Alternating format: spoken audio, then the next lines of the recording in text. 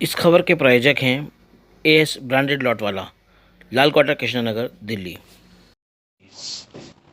अभी हमारे साथ बात करने के लिए मौजूद हैं दलित मुस्लिम एकता फ्रंट के राष्ट्रीय अध्यक्ष मिर्जा मेहताब बेग। मिर्जा जी से जानेंगे किस तरह के हालात हैं आज। देश की बात की जाए तो देश के सारे स्टेट्स में बाढ़ का प्रकोप है। दिल्ली की बात की जाए, दिल्ली में बाढ़ का प्रकोप है। दिल्ली में यमुना जो है खतरे के निशान से बहुत ऊपर बह रही है और शहर की तरफ जो है पानी रुक कर रहा है। लेकिन जिस तरह से हरियाणा से जो है पानी छोड़ा जा रहा है, उसको सारी चीज़ों को कैसे देख रहे हैं? चाबी गाड़ी में। जी मिर्जा जी, तो इन सारी चीज़ों को कैसे देख रहे हैं आप? देखिए, बात करने की ये है, पंजाब में मेरे ख्याल से 30-40 साल बाद ये बाढ़ आई है जी। और सेंट्रल गवर्नमेंट का फर्ज बनता है कि कुछ इमदाद इनको भेजे।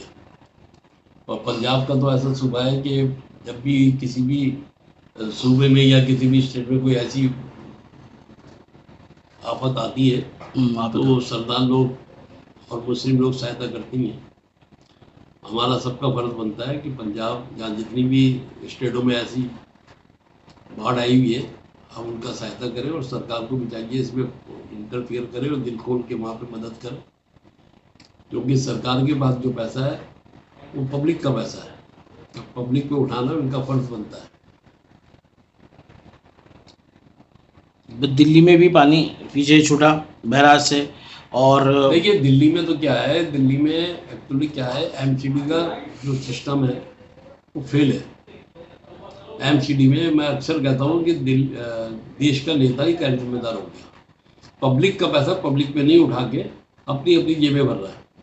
ये पूरे देश में चल रहा है, चाहे किसी की भी सरकार हो। कोई बताने को तैयार नहीं है कि एमपी को 10 करोड़ मिलते हैं साल के, एमएलए को 5 करोड़ 70 लाख मिलते हैं साल के, कौंसल को 3 से 3.5 करोड़ मिलते हैं। वो इलाके के पैसे होते हैं, समझे नहीं? अब ये पैसा जो 3 हिस्सों में बट रही है, नेता 30% ले लेता है, एसडीएम 10% ले लेता है, यही 5% ले, ठेकेदार तो 65% पैसा जो है, जो इलाके में लगना चाहिए सफाई सुथराई में, सीवरों में, वाटर लाइन में, ये बेकार जा रहा है, तो पैसा लग ही नहीं रहा। और जब से बीजेपी की सरकार आई, जब से तो काम ही नहीं हो रहा बिल्कुल। भाई काम हो रहा है, बीजेपी की सरकार आई, काम हो रहा है। वो ऐसा काम हो रहा है कि जहाँ से सरकार को जो है प्राप्ति हो, जहाँ से जो एजेंसियां हैं, जो प्राइवेट लोग हैं, उनको फायदा हो। जो आवाम है, आम लोग हैं, वो परेशान हैं। जीएसटी को लेके पूरा हाहाकार मच रहा था, कारोबारी परेशान थे और जो मिडिल क्लास के जो कारोबारी थे वो भी परेशान थे। अब सरकार ने दो स्लैब उसके कम किए हैं, वापस लिए हैं। उन सारी चीज़ों को आप कैसे देख रहे हैं? आपको नहीं लगता कि जानबूझ के सरकार इतने ज़माने तक वो चलाती रही, जब से मोदी सरकार केंद्र में है तब से वो चल रहा था, अब उन्होंने जो है उसको वापस लिया है? देखिए, जहाँ तक मोदी सरकार की बात है, मोदी सरकार चार फेल हो गई है, बिल्कुल कोई काम नहीं कर रही। जैसे अभी ये चाइना गए थे जी। मनमोहन सिंह मर गए बेचारे, उनसे क्या कहते हैं, चिल्ला ला आग करके बात करो चाइना से। अबे तुम चाइना से ज़्यादा मिल लो, तुमने तो आंख लाल मत करी नहीं। फिर चाइना में क्या तुम्हारी बात हुई है, कैसे हुई है, क्या हुआ है, क्या समझौता हुआ है, वो बताना चाहिए देश की जनता को, आवाम को। आप करो मेरी माँ को गालियाँ दे दी। अच्छा, फिर बिहार क्यों बंद करा रहे हो भाई? हरियाणा बंद कराओ, दिल्ली बंद कराओ, गुजरात बंद कराओ, मतलब जहाँ चुनाव वही बंद कराओगे आप जी। तो ये सारी बातें हो रही हैं जो गैर जिम्मेदार की हरकत है। भाई अब शब्दों वाला मामला है, केस दर्ज हो, एफआईआर हो, उसके अंदर जो कार्रवाई हो सीधे सीधे। अब उसको लेके जो है विरोध प्रदर्शनों का दौर चल रहा है, हंगामा बरपा हो रहा है, वो सारी चीज़ें कहीं ना कहीं डिस्टर्ब कर रही हैं। देखिए, ऐसा है, अब किसी की सही काम को गलत करने के लिए ये हरकतें सियासी लोग करते हैं, और करते तो सभी हैं, लेकिन मोदी ज़्यादा ही कर रहा है। मसला ये है, अब क्यों डर रहे हैं वो, कैसे इनको डर महसूस हो रहा है, ये तो वो जानते हैं। लेकिन लड़ाई जो है वो इस बात की नहीं है कि उसको गालियाँ दी या मेरी माँ को गालियाँ दी। भाई, आप भी तो उल्टी सीधी भाषा का इस्तेमाल करते हो। बिल्कुल, शुरुआत तो आपने करी है। अच्छा, फिर राहुल का और जितने अपोजिशन लीडर, उनका कोई रोल ही नहीं है उसमें। एक सिर्फ मेरा बच्चा आन के या लड़का आन के कोई उल्टी सीधी बात कर दे तो उसकी जिम्मेदारी किस पे है? प्रशासन पे।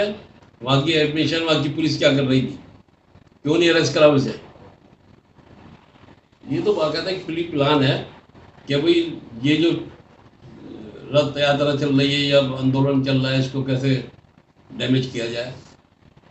आपको अपनी बात बतानी थी, मैं चाइना गया था इसलिए गया था, ये मेरा समझौता हुआ है, ये मेरी बात हुई है, इससे हमारे देश को फायदा या नुकसान जो भी होगा, तो ये बात करनी थी, लेकिन वो उन्होंने बात ही दूसरी कर ली।